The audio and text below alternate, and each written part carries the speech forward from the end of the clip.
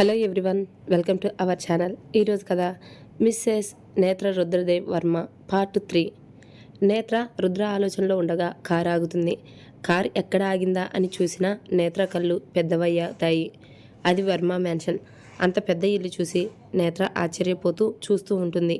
Car దిగిన రుద్ర నేత్రాని ఒకసారి చూసి ముందుకు నడుస్తాడు. నేత్ర కూడా రుద్ర వెనకాలే నడుస్తూ వెళ్తుంది. గుమ్మం దగ్గరికి వెళ్ళి కాలు లోపలికి పెట్టబోతుండగా ఆగండి అని అంటుంది నేత్ర. తన కాలు వెనక్కి తీసుకుని తిరిగి నేత్ర వైపు చూస్తాడు.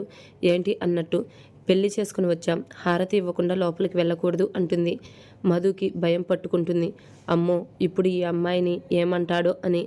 అప్పుడే వాళ్ళ మాటలు విని ఎవరొచ్చారా అని పని మనిషి చూసి పరుగున వెళ్ళి మాలినికి చెప్తుంది.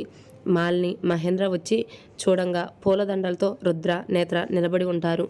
మాలిని కోపంగా రుద్రని నేత్రని చూస్తూ ఉంటే మహేంద్ర గారు మనసులో సంతోషంగా చూస్తుంటారు ఇద్దరిని.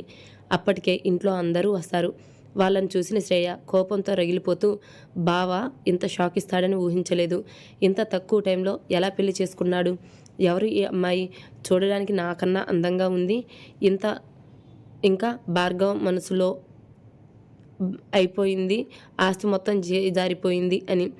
నేను కన్న కళ్ళు నాశనం చేశాడు ఈ రుద్ర అని కోపంగా ఉంటాడు. సుధా కూడా సంతోషంగా చూస్తుంటుంది ఇద్దరిని. ఇంతలో మహేంద్ర గారు మాలినితో ఇద్దరికి హారతి ఇవ్వమని అంటారు. రుద్ర అత్త నువ్వు వచ్చి హారతి ఇవ్వు అని చెప్పగానే సుధా వెళ్ళి హారతి పళ్ళెం తీసుకువచ్చి హారతి ఇచ్చి ఇద్దరిని లోపలికి రమ్మంటారు. ఇద్దరు కుడికాలు పెట్టి లోపలికి వస్తారు. రుద్ర నేరుగా తన తాతగారి ఫోటో ముందు నిలబడతాడు. నేత్ర కూడా తన పక్కన నిలబడి ఇద్దరు వాసుదేవ్ గారికి దండం పెట్టుకొని తిరిగి అందరి వైపు చూస్తారు. నేత్రకి చాలా భయంగా ఉంటుంది. ఇంత పెద్ద ఇల్లు, ఇంట్లో ఇంతమంది ఉండి రుద్ర గారు ఎందుకు ఒక్కరే రిజిస్టర్ మ్యారేజ్ చేసుకున్నారు? ఏం అర్థం కాదు నేత్రకి. ఇంతకీ వీళ్ళలో రుద్ర అమ్మ నాన్న ఎవరు అని చూస్తూ ఉంటుంది నేత్ర. అప్పుడు సుధా నేత్రతో రామ్మ పూజ గదిలో దీపం పెట్టు అంటుంది. రుద్ర వెంటనే లేదత్తా, మాకంత టైం లేదు. మీ అందరికీ నా పెళ్లి గురించి తెలియాలని తీసుకొచ్చాను. తెలిసిందిగా ఇంకా మేము వెళ్తాము అని వెళ్తుండగా, అదేంటి రుద్ర ఇక్కడ ఉండకుండా వెళ్తున్నావు అని సుధా అడిగితే, నాకున్నది తాతయ్య మాత్రమే, ఆయనే లేనప్పుడు ఇంకా ఇక్కడ ఉండలేను అని చెప్పి బయటకు వెళ్ళిపోతాడు. నేత్రకి ఏం అర్థం కాక అయోమయంగా వెనకే వెళ్తుంది. మహేంద్ర గారు కొడుకు పెళ్లి చేసుకున్నాడు అని సంతోషం ఉన్నా ఇంకా తనతో మాట్లాడలేదని బాధపడతారు. మాలిని కోపంగా లోపలికి వెళ్ళి ఆ రుద్ర అన్నంత పని చేశాడు. వీడు బతుకుండగా నాకు ఆస్తి రానివ్వడు. వీడిని పైకి పంపే రోజులు దగ్గర పడ్డాయి. వీడికి అంతా ఆ భారతి ధైర్యం వచ్చింది. దాన్ని లేపేసినట్టే వీడిని కూడా పైకి పంపాలి అని ఎవరికో కాల్ చేస్తుంది. కారులో కూర్చున్న నేత్ర రుద్ర మళ్ళీ మౌనంగా కోపంగా ఉండడం గమనించి, అసలు రుద్రగారికి ఏమైంది? పెళ్ళైంది అన్న సంతోషం లేదు. నాతో ఒక మాట కూడా మాట్లాడడం లేదు. నన్ను ఇష్టపడి పెళ్లి చేసుకొని ఎందుకు మౌనంగా కోపంగా ఉన్నారు? ఇప్పుడు ఎక్కడికి వెళ్తున్నాం అని ఆలోచిస్తూ నేత్ర కిటికీ నుండి బయటికి చూస్తూ ఉంటుంది. కార్ నేరుగా ఫామ్ హౌస్కి వెళ్తుంది. ఆ ఇంటిని చూసి నేత్ర మళ్ళీ కళ్ళు పెద్దవి చేస్తుంది. అమ్మో, ఈ ఇల్లు ఏంటి ఇంత అందంగా ఉంది? ఇది ఎవరి ఇల్లో మరి అని చూస్తూ ఉండగా రుద్ర కార్ దిగి నేరుగా తన రూమ్కి వెళ్ళిపోతాడు. కార్ దిగిన నేత్ర రుద్ర వైపు అలా చూస్తూ నిలబడి ఉంటుంది. మధు నేత్ర దగ్గరకు వచ్చి తన పరిస్థితి అర్థం చేసుకొని బాధపడతాడు. మేడం లోపలికి వెళ్దామా అని పిలుస్తాడు. ఉలిక్కి పడ్డ నేత్ర మధు వైపు చూసి అలాగే అని తల ఊపుతుంది. లోపలికి వెళ్ళిన నేత్ర ఆ ఇంట్లో ఎవ్వరూ లేకపోవడం చూసి మధు వైపు తిరిగి ఇది ఎవరి ఇల్లు అని అడుగుతుంది. మధు, ఇది Rudra sir farm house madam. Sir ఇక్కడే ఉంటారు.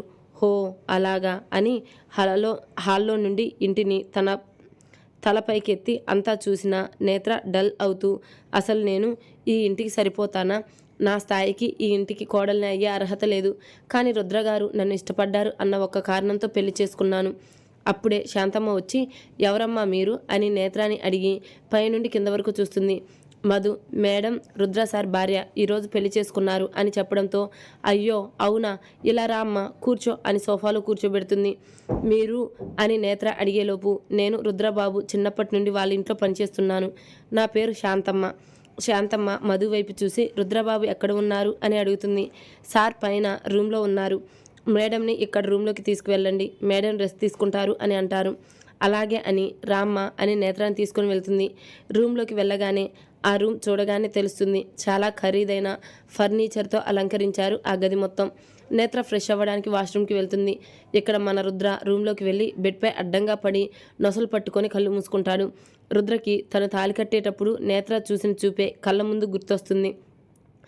చాలా అమాయకంగా ఇంకా నా జీవితం నీ చేతిలోనే పెడుతున్నా అని ఆర్తిగా చెప్తున్నట్టు ఉంది ఆమె కళ్ళు. ఎందుకు ఇలా అనిపిస్తోంది నాకు? తను జస్ట్ 1 ఇయర్ నా భార్యగా వచ్చింది అంతే. నన్ను ఇష్టపడి కాదు, నేను ఇచ్చే డబ్బును ఇష్టపడి. అలాంటిది ఏ అమ్మాయిని చూసినా రాని అలజడి ఎందుకు నేత్రం చూస్తే వస్తుంది? రుద్ర తన బెడ్రూమ్లో బెడ్పై పడుకొని నేత్ర గురించి ఆలోచిస్తూ ఉంటాడు. మళ్ళీ వెంటనే నేత్ర కాంట్రాక్ట్ పేపర్స్ మీద నేత్ర సంతకం గుర్తొచ్చి పాకెట్లో నుండి ఆ పేపర్స్ తీసి చూస్తాడు. ఏమైంది రుద్ర నీకు? తను డబ్బు కోసం నిన్ను పెళ్లి చేసుకుంది. అంతేకాకుండా డబ్బు కోసం నీతో బిడ్డను కనడానికి సిద్ధపడింది. అంటే తను ఒక బజారు మనిషి. ఈ ఇంట్లోకి అడుగుపెట్టే అర్హత తనకి లేకపోయినా వీలునామా కోసం 1 సంవత్సరం భరించక తప్పదు. వీలైనంత తొందరగా నా పని పూర్తి చేసి నేను లండన్ వెళ్ళిపోవాలి. మధుకి కాల్ చేస్తాడు రుద్ర. రుద్ర నుండి కాల్ రావడంతో భయపడుతూ లిఫ్ట్ చేస్తాడు. హలో మధు, ఎక్కడున్నావు అంటాడు. నేను కిందనే ఉన్నాను సార్. ఓకే, ఈవినింగ్ రిసెప్షన్ ఉందని అందరికీ ఇన్వైట్ చేయి. రిసెప్షన్ ఏంటి సార్ అంటూ మీరు మేడంని అని అడగలేకపోతాడు. అవును, ఈవినింగ్ అందరికీ తెలియాలి పెళ్లి విషయం. కానీ కాంట్రాక్ట్ గురించి నీకు నాకు నేత్రకి తప్ప ఎవరికీ తెలియకూడదు. అది విన్న మధు గుటకలు మింగుతూ అలాగే సార్ అంటాడు. ఆ అమ్మాయి ఎక్కడ ఉంది అని రుద్ర అడుగుతాడు. కింద రూమ్లో ఉన్నారు సార్ అని చెప్పగా ఓకే, అయితే ఈవినింగ్కి రెడీగా ఉండమని చెప్పు. రిసెప్షన్కి తనకి కావాల్సినవి వస్తుంది అని చెప్పి కాల్ కట్ చేస్తుండగా ఎందుకో మధుకి డౌట్ వచ్చి సార్ అంటాడు. రుద్ర ఏంటి అంటాడు. అందరికీ పరిచయం చేస్తున్నారు అంటే మీరు మేడంని 1 ఇయర్ తర్వాత వదిలేయ్యారు కదా సార్ అని సంతోషంగా అడుగుతాడు. నీకు అలా అర్థమైందా? లేదు, నేను అనుకున్నట్టుగానే అందరికీ నేత్రం చూపించి ఎవరికి అనుమానం రాకుండా, ఎవరికి అంటే రుద్ర ఉద్దేశంలో మాల్ని ఇంకా ఆ ఇంటి మనుషులకి పెళ్లి జరిగినట్టు చెప్పి బిడ్డ పుట్టాక కరెక్ట్గా 1 ఇయర్కి డైవర్స్ ఇచ్చి లండన్ వెళ్ళిపోతాను. అది విన్న మధు బాధపడుతూ అలాగే సార్ అని రుద్ర కాల్ కట్ చేస్తాడు. నేత్ర చాలా మంచి అమ్మాయిలా ఉంది. ఎన్నో ఆశలతో పెళ్లి చేసుకుంది. సార్ నేత్ర మేడంని యాక్సెప్ట్ చేస్తే బాగున్ను. అలా ఆలోచిస్తూ నేత్ర రూమ్ దగ్గరికి వెళ్ళి డోర్ నాక్ చేస్తాడు. నేత్ర డోర్ చప్పుడు విని రుద్రగారు వచ్చారేమో అని సిగ్గుపడుతూ సంతోషంగా వెళ్ళి డోర్ తీస్తుంది. ఎదురుగా మధుని చూసి డల్ అయిపోతుంది. మేడం, ఈరోజు ఈవినింగ్ రిసెప్షన్ ఉంది. మీకు సార్ చెప్పమన్నారు. వింటున్న నేత్ర ఏంటి అన్నీ మధు గారి దగ్గర చెప్పిస్తున్నారు. ఆయన చెప్పొచ్చు కదా. నాతో మాట్లాడడానికి సిగ్గుపడుతున్నారా? లేక నాకు ఆయనంటే ఇష్టం ఉందో లేదో అని భయపడుతున్నారా? ఎందుకండి భయం? నేను మిమ్మల్ని ఫోటోలో చూసినప్పటి నుండే నేను కూడా మిమ్మల్ని ఇష్టపడుతున్నాను అని ఆలోచిస్తూ ఉండగా మధు మేడం మేడం అని గట్టిగా పిలవగానే స్పృహలోకి వచ్చిన నేత్ర చెప్పండి అన్నయ్య అంటుంది. అన్నయ్య అనగానే ఆశ్చర్యంగా చూస్తూ ఉంటాడు. నేను మిమ్మల్ని అన్నయ్య అని పిలవచ్చా అని నేత్ర అడుగుతుంది. వద్దు మేడం, సార్కి తెలిస్తే కోప్పడతారు. నన్ను పేరు పెట్టి పిలవండి. అయ్యో, మీరు నాకన్నా పెద్దవారు, నేను అలా ఎలా పిలవగలను? పోనీ మీరెవరూ లేనప్పుడు అన్నయ్య పిలుస్తాను. మీకు ఇబ్బంది లేదు కదా? నాకు ఎందుకు ఇబ్బంది మేడం? మీలాంటి చెల్లి ఉండడం నా అదృష్టం అని చెప్పి వెళ్తుంటాడు. అన్నయ్య అని పిలుస్తుంది. ఏంటి అన్నట్టు వెనక్కి తిరుగుతాడు. నేను నా బట్టలు తెచ్చుకోలేదు. నాన్నకు కాల్ చేస్తుంటే స్విచ్ ఆఫ్ వస్తుంది. నేను ఒకసారి మా ఇంటికి వెళ్ళి రావచ్చా అంటుంది. భర్తని అడగాల్సిన విషయాలు తనతో చెప్తుంటే బాధగా చూస్తూ నేను సార్తో మాట్లాడి చెప్తాను అని అక్కడి నుండి హాల్లోకి వస్తాడు. అప్పుడే స్టెప్స్ దిగి కిందకు వస్తుంటాడు రుద్ర. మధుని చూసి ఇంకా ఇక్కడే ఉన్నావా? త్వరగా పద, మీటింగ్ ఉంది కదా అని చెప్పి ముందుకు నడుస్తూ ఉంటే మధు సార్ 1 నిమిషం మీతో మాట్లాడాలి అంటాడు. వెనక్కి తిరిగి వాచ్ వైపు చూస్తూ కారులో వెళ్తూ మాట్లాడుకుందాం, టైం లేదు అని ముందుకు వెళ్తుంటే సార్ అది మేడం గురించి. మేడం తన థింగ్స్ బ్యాగ్స్ తెచ్చుకోలేదట. ఒకసారి వాళ్ళ ఇంటికి వెళ్ళి వస్తానంటున్నారు అంటాడు భయంగా. అదేంటి, పెళ్లికి ముందే తెలుసుగా. తను నాతో ఇక్కడికి రావాలన్నప్పుడు తెచ్చుకోలేదా అని కోపంగా అంటాడు. ఓహో, డబ్బులు ఇస్తున్నాం, బట్టలు కూడా మనమే ఇస్తాం అనుకున్నారు కాబోలు. ఓకే దెన్ నువ్వు తనని వాళ్ళ ఇంటికి తీసుకుని వెళ్ళి మళ్ళీ ఇక్కడ డ్రాప్ చేసి ఆఫీస్కి వచ్చేసే అని చెప్పి వెళ్ళిపోతాడు. మధు నేత్ర దగ్గరికి వెళ్ళి విషయం చెప్పి తన ఇంటికి తీసుకెళ్తాడు. లోపలికి వెళ్ళిన నేత్రకి సత్యం ఎక్కడా కనిపించడు. ఇంకా తన బట్టలు ప్యాక్ చేసుకుని చూడగా సత్యం బట్టలు కూడా కనపడవు. ఇదేంటి, నాన్న బట్టలు లేవు, నాన్న ఎక్కడికి వెళ్ళాడు అనుకుంటూ ఉండగా సత్యం తీర్థయాత్రలకు వెళ్ళి వస్తాను అనడం గుర్తొచ్చి బహుశా నాన్న తీర్థయాత్రలకు వెళ్ళుంటాడు. ఆయన నాతో ఒక మాట కూడా చెప్పకుండా వెళ్ళిపోయాడు అని బాధగా బయటికి వస్తుంది. నేత్రాన్ని చూసిన మధు సత్యంతో మాట్లాడాలి అని మేడం మీ నాన్నగారు ఉన్నారా అని అడుగుతాడు. లేదు అని తల ఊపుతుంది. మళ్ళీ తలపైకి ఎత్తి నాన్న తీర్థయాత్రకు వెళ్ళారు అని చెప్తుంది. అది విన్న మధు కోపం తెచ్చుకుంటూ వాడు ఆ డబ్బు తీసుకొని పారిపోయి ఉంటాడు అని మనసులో అనుకొని, సరే రండి మేడం అని మళ్ళీ నేత్రాని ఫామ్ హౌస్లో వదిలి ఆఫీస్కి వెళ్ళిపోతాడు. ఈవినింగ్ అవుతుండగా ఒక అమ్మాయి ఫామ్ హౌస్కి వచ్చి శాంతమ్మతో నేత్ర గురించి అడిగి నేత్ర రూమ్కి వెళ్తుంది. నేత్ర డోర్ తెరవగానే, మేడం నన్ను రుద్రగారు పంపారు మిమ్మల్ని రిసెప్షన్కి రెడీ చేయమని అని చెప్పి లోపలికి వెళ్తుంది. అప్పుడే రుద్ర తన కోసం పంపిన డ్రెస్ మరియు జ్యువెలరీ వస్తుంది. అది తీసుకుని నేత్రాన్ని అందంగా రెడీ చేస్తుంది. ఈవినింగ్ రుద్ర ఆఫీస్ నుండి వచ్చి తన రూమ్కి వెళ్ళి గ్రే కలర్ సూట్ వేసుకొని కిందకి వచ్చి సోఫాలో కూర్చొని కాఫీ తాగుతూ నేత్రాన్ని పిలుచుకురమ్మని శాంతమ్మకి చెప్తాడు. శాంతమ్మ నేత్రాన్ని తీసుకువస్తుంది. తను మువ్వల చప్పుడికి అటు చూసిన రుద్ర ప్లీజ్ ఫ్రీజ్ అయిపోతాడు. లైట్ పింక్ లెహంగాలో ఉన్న నేత్రాన్ని చూసి రుద్ర ముందు నిలబడి తలదించుకుని ఉంటుంది నేత్ర.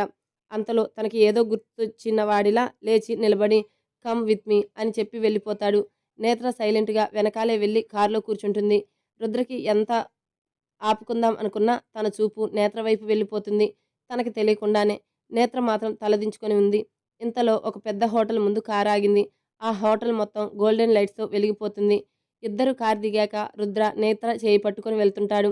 నేత్ర రుద్ర వైపు అలా చూస్తూ ఉంటుంది. కారు దిగిన నేత్ర ఆ హోటల్ను వింతగా చూస్తుంటుంది. రుద్ర వింతగా చూస్తున్న నేత్ర చేయి పట్టుకుని లోపలికి తీసుకెళ్తాడు. మొదటిసారి ఒక మగాడి స్పర్శ తగలగానే తన ఒళ్ళు జివ్వుమంటుంది. రుద్ర కూడా మొదటిసారి ఒక అమ్మాయి చెయ్యి పట్టుకోగానే మెత్తని దూది పట్టుకున్నట్టు ఉంది రుద్రకి. నేత్ర రుద్రాని చూస్తూ అలా లోపలికి వెళ్తారు. అక్కడ హాల్లో చాలామంది ఉన్నారు. బిజినెస్కి సంబంధించిన వాళ్ళు, ఫ్యామిలీ ఫ్రెండ్స్, ఇంకా రుద్ర దగ్గర బంధువులు చాలామంది ఉన్నారు. రుద్ర ఫ్యామిలీ కూడా ఉన్నారు. రుద్ర పెళ్లి చేసుకున్న అమ్మాయి ఎవరో చూడడానికి అందరూ ఆసక్తిగా చూస్తున్నారు. రుద్ర నేత్ర ఫంక్షన్ హాల్కి ఎంటర్ అవ్వగానే హాల్ మొత్తం చీకటిగా మారింది. నేత్ర అయోమయంగా ఇదేంటి ఇప్పుడు కరెంటు పోయింది అనుకుంటుండగా ఫోకస్ లైట్ వాళ్ళిద్దరి మీద పడుతుంది. నేత్రకి ఏం అర్థం కాదు. ఇదేంటి ఎవరూ కనపడడం లేదు అనుకుంటూ ఉంటుంది. రుద్ర నేత్ర చెయ్యి అలాగే పట్టుకొని స్టేజ్ పైకి తీసుకువెళ్తుంటాడు. Good evening everybody, today we are got married, here it is missus Netra Rudradev Varma అని చెప్పగానే లైట్స్ ఆన్ అవుతాయి.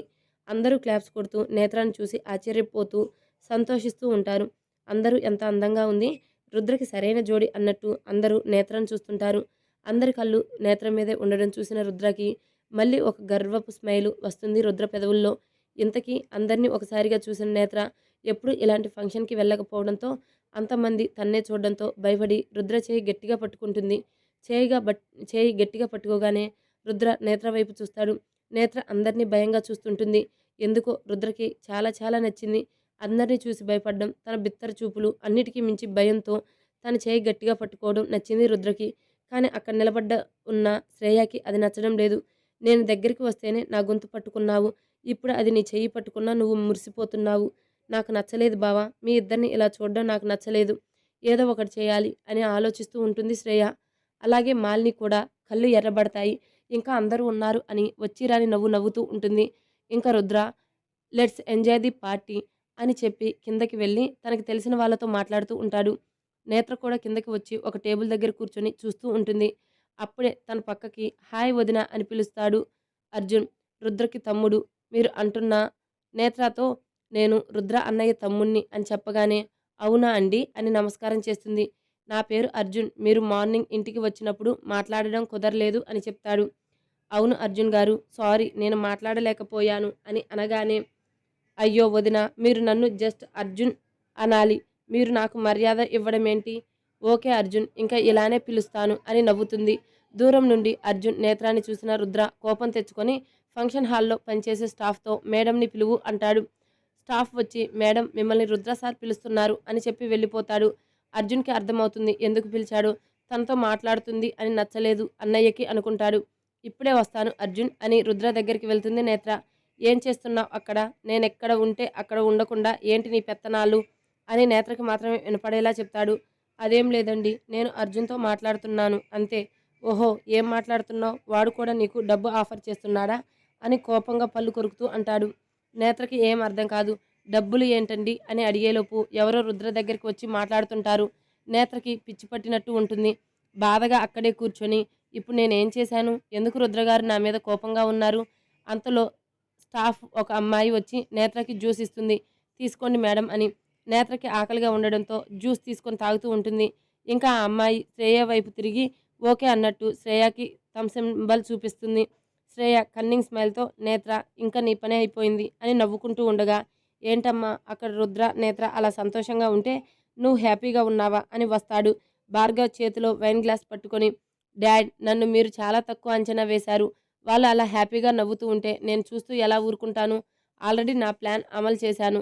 ఇప్పుడేం జరుగుతుందో పాపం నేత్ర బావ చేతుల్లో అయిపోయింది ఈరోజు అని నవ్వుతూ అంటుంది.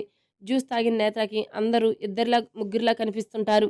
తల బాగా ఊపి చూసినా అలాగే కనిపిస్తుంటారు. ఎందుకంటే శ్రేయ నేత్రకి జ్యూస్‌లో వైన్ కలిపి ఇవ్వమని చెప్పింది స్టాఫ్ అమ్మాయికి. పూర్తిగా మత్తెక్కిన నేత్రకి రుద్ర కనపడడు. అయ్యో! మా ఆయన ఎక్కడున్నారు? కనిపించడం లేదు. ఈ జనాల్లో తప్పిపోయారా? అని వెతుకుతూ కనిపించిన అందరినీ మా ఆయన్ని చూసారా మీరు? అని అడుగుతూ ఉంటుంది వాలిపోతూ, తూగుతూ. మీరు చూసారా మా ఆయన్ని చాలా అందంగా ఉంటారు. కోపం ఎక్కువగా ఉంటుంది. కానీ చాలా మంచివారు. ఏంటో తప్పిపోయారు అని అందరినీ అడుగుతూ ఉంటే అందరూ విచిత్రంగా చూస్తుంటారు నేత్రాని. మాలినికైతే సంతోషంతో మాటలు రావడం లేదు. మహేంద్ర గారు చేసేది లేక సైలెంట్‌గా చూస్తూ ఉంటాడు. ఎందుకు ఈ అమ్మాయి ఇంతవరకు బాగానే ఉందిగా అని బాధపడుతూ అందరూ తన్ని చూసి నవ్వుతుంటే అక్కడి నుండి వెళ్ళిపోతారు. అయ్యయ్యో! మా ఆయన తప్పిపోయారు. ఇప్పుడు నేను ఏం చేయాలి? హా! పోలీస్ కంప్లెయింట్ ఇవ్వాలి. అవునా? ఎలాగైనా మా ఆయన్ని కనిపెట్టాలి అని తిరుగుతూ పడిపోతుంటే అక్కడ ఒక టేబుల్ తనకి తగులుతుంది. అనగా అర్జున్ వచ్చి వదినా అని పట్టుకుంటాడు. ఎవరు నువ్వు అని చూసి అర్జున్ నువ్వా? మీ అన్నయ్య తప్పిపోయారు అని ఏడుస్తుంది నేత్ర. అన్నయ్య తప్పిపోవడం ఏంటి వదినా? ఏమైంది మీకు? ఇందాక బాగానే ఉన్నారు కదా! ఏమైంది? డ్రింక్ చేశారా మీరు? అని అడుగుతాడు. అవును జ్యూస్ తాగాను అని చెప్తుంటుంది పడిపోతుంటే. మళ్ళీ వదిన పడిపోతారు అని పట్టుకుంటాడు అర్జున్. అప్పుడు బయట కాల్ మాట్లాడి వచ్చిన రుద్ర అందరూ అటు చూసి నవ్వుకోవడం చూసి తల తిప్పుతాడు. అంతే సరిగ్గా నిలబడలేని నేత్రాన్ని అర్జున్ పట్టుకొని ఉండడం చూసి కోపం తారస్థాయికి వెళ్తుంది. పరుగులాంటి నడకతో వెళ్ళి నేత్ర చేయి పట్టుకొని అర్జున్ని కోపంగా ఒక చూపు చూసి అక్కడి నుండి బయటికి లాక్కొని వస్తాడు. మరింతకీ ఇప్పుడు నేత్ర పరిస్థితి ఏంటి? తెలుసుకోవాలనుకుంటే నెక్స్ట్ ఎపిసోడ్ చదవాల్సిందే. Please subscribe to my channel. Thank you.